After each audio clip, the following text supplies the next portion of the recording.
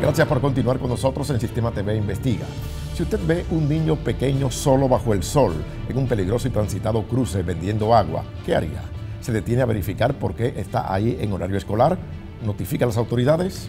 O simplemente le compra el agua y sigue de largo. En el segundo experimento social que realizamos, se observa un aspecto que ciertamente preocupa. Hablamos de la indiferencia de la mayoría de los conductores ante la presencia del pequeño. Así que veamos la segunda parte del reportaje especial Víctimas Invisibles, indiferencia al maltrato.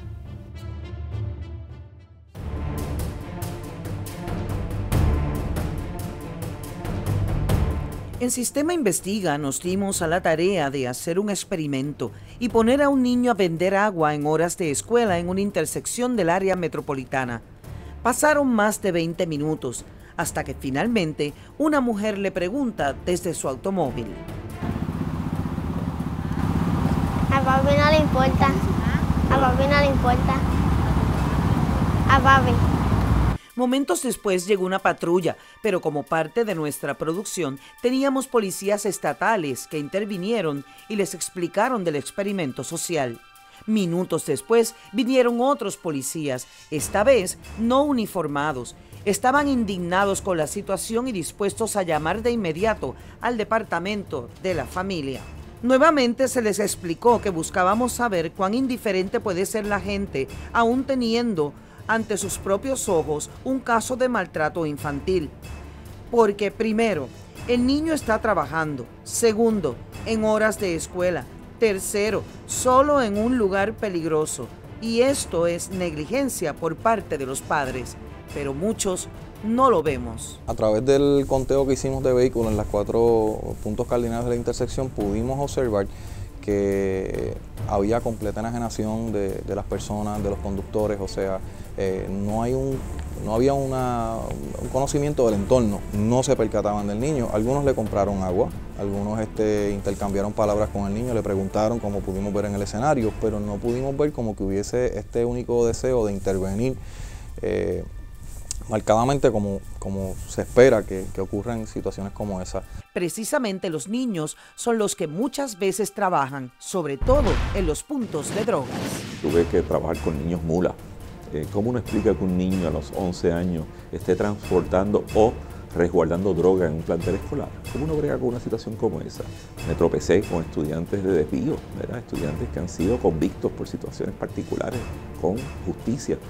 ¿Cómo es posible que eso ocurra? Niños con grilletes. Tuve en un momento dado la muerte de un niño como secretario de Educación que fue impactado por un fuego cruzado por problemas de droga. Ese niño a los 10 días fue que lo vinieron a identificar sus padres, porque él vivía solo con un vecino. Ese solo ejemplo debería preocuparnos a nosotros como sociedad del desamparo que viven nuestros menores. Los primeros que tienden a darse cuenta de que un niño es víctima de maltrato son los maestros y trabajadores sociales de la escuela. Recuerdo uno muy vivo, que es aquel trabajador social, de hecho era una mujer, quien nos dice que recuerda cómo se quejaban algunos niños que tenían que dormir en la escuela, que brincaban una verja para dormir en la escuela porque se sentían en desamparo en sus hogares. No debemos recordar que muchos de estos niños y adolescentes viven con abuelos, viven con tíos o viven con vecinos, cuya condición social familiar es bien atípica, es disfuncional en algunos casos, que viven en el desamparo. Esa es la realidad, ¿verdad? Y el hogar es sustituido por la escuela. Porque muchos de estos niños muchas veces son maltratados dentro del mismo entorno familiar, dentro de las personas que tienen que protegerlos y cuidarlos, son las personas que están cometiendo este tipo de delitos. Hay sectores donde el abuso sexual se encubre, se mantiene en silencio. La misma familia trata de desviar y no digas nada y mantente. Y para nuestro trabajador social es más difícil todavía intervenir porque nadie quiere hablar. Y la comunidad lo sabe y saben quién es en esa comunidad que puede tener ese tipo de práctica con menores. Y todos guardan silencio. Guardan silencio porque todavía pensamos que los hijos son propiedad tuya y tú haces con los hijos lo que te da la gana. ¿Cómo saber si un niño o niña es víctima de maltrato? lo dejan solo o al cuidado de personas que no son responsables. Está constantemente enfermo y sin atención médica. Se observa bajo peso o desnutrido. Se escuchan constantes discusiones en el hogar y niños llorando. Se ausenta de la escuela sin justificación y sus padres no asisten a las citas escolares. Se ve desaliñado y sin higiene adecuada. La familia lo disciplina con golpes y castigos severos. Tiene marcas y quemaduras en el rostro. Presenta cambios repentinos en conducta. Se observa temeroso al compartir con personas cercanas y cuando se le deja el cuidado de un conocido. Porque hay muchos casos de maltrato que no son reportados, que no llegan a nuestro conocimiento.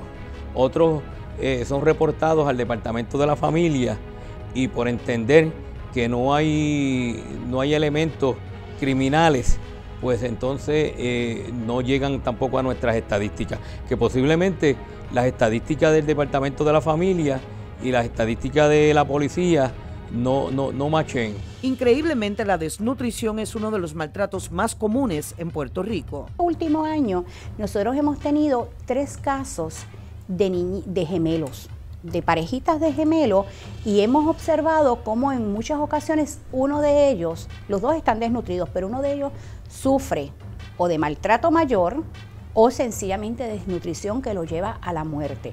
Maltrato físico y sexual parecen ser la orden del día contra los niños. Son estas parejas que llegan a la vida muchas veces de estas madres, y yo insisto y vuelvo y recalco, tú no puedes dejar a tus hijos solos con alguien a quien tú no conoces, alguien que acaba de llegar a tu vida, alguien que si no es bueno contigo y te maltrata a ti, tú puedes estar segura que también va a maltratar a tus hijos. Más de una veintena de niños murieron por maltrato infantil el pasado año y en lo que va del año 2016 sobrepasa las 10 muertes.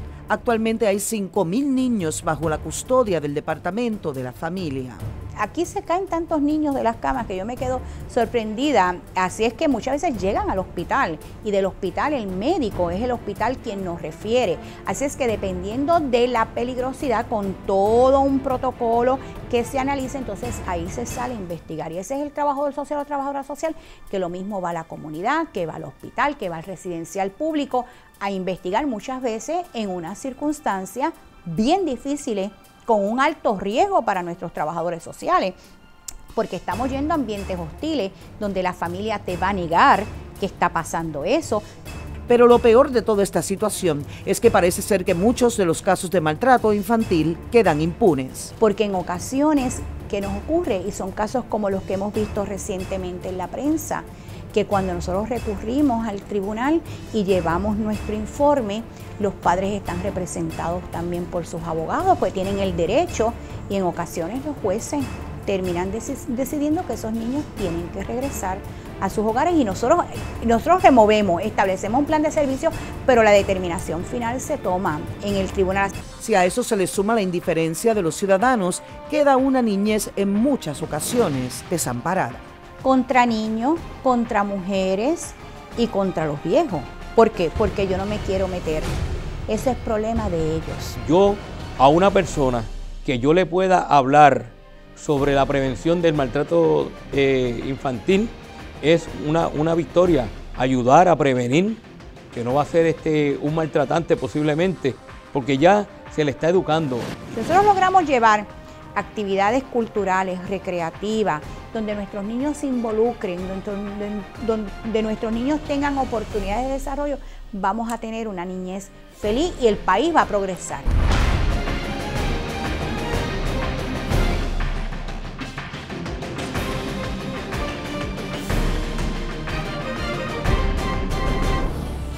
De este experimento social debemos destacar, es de los primeros que se realiza aquí en Puerto Rico. La indiferencia de tantos conductores ante la presencia del niño es para preocuparnos.